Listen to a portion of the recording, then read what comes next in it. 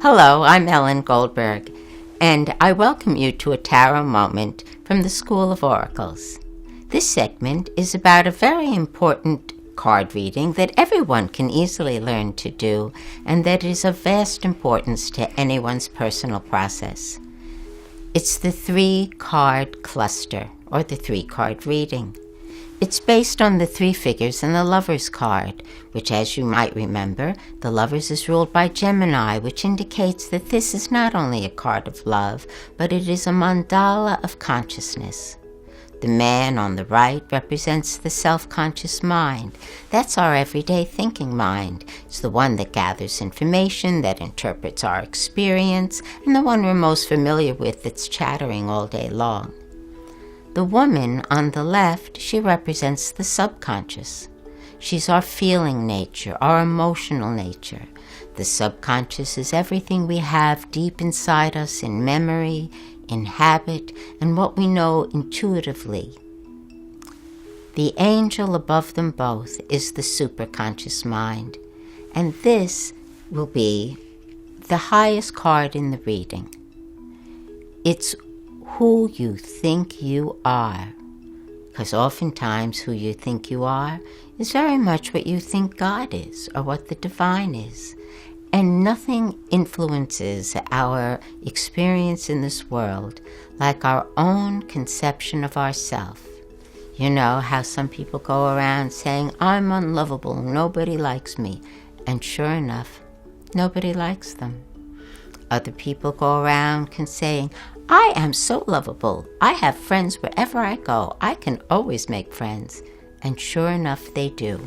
Or, how succinctly Henry Ford said it when he said, whether you think you can or whether you think you can't, you're right. Our thinking about ourselves is everything. The first card down of the 3 is always the center one, always the angel. Why? Because we're also following the position of the pattern of the top 3 Sephirot on the Tree of Life. Keter, Chokmah, and Binah. The divine, the great father, and the great mother. The superconscious mind, the self-conscious mind, and the subconscious mind. And together the 3 are a portrait of you. Before we started this layout, because time is very short in these segments, I asked a friend of mine, a young man who lives nearby, and I asked him to do and mix these cards, and we haven't seen them yet.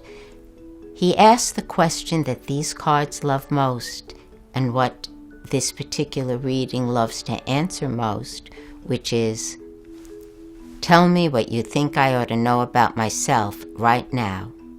Because to understand your claim of identity and how your self-conscious mind sees it and what's going on in the subconscious mind is of utmost importance.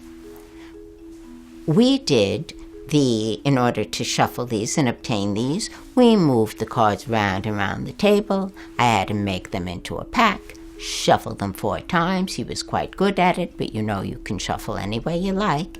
And then he cut the cards once in half, and I took the bottom of the cut and dealt off the top of it. Card number 1, card number 2, card number 3. Let's see what he's got. When you turn them over, remember, always turn them over from the side so that you can have them exactly the way the cards put them down. Ooh, 2 upright. And the star. We've got 2 cards that are earth. We've got 1 card that is air. Air and earth have a little chafing, just like fire and water have a little chafing. But more importantly, the card in the center is upright. He's thinking about work. He's thinking about change. Look at him. He's identifying with the fact that he is masterful because the 3 of Pentacles, Lord of Material Works, is upright and he's thinking of change. We read about those pages or look at our segment on pages. They are great change cards. This man is entering a new phase of life. But down in the subconscious, the star, such an important meditation card, is reversed.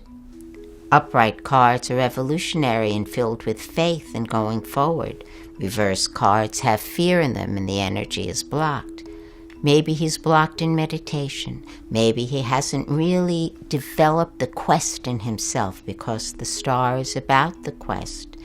Maybe he needs to follow his inner star. He knows that change is coming.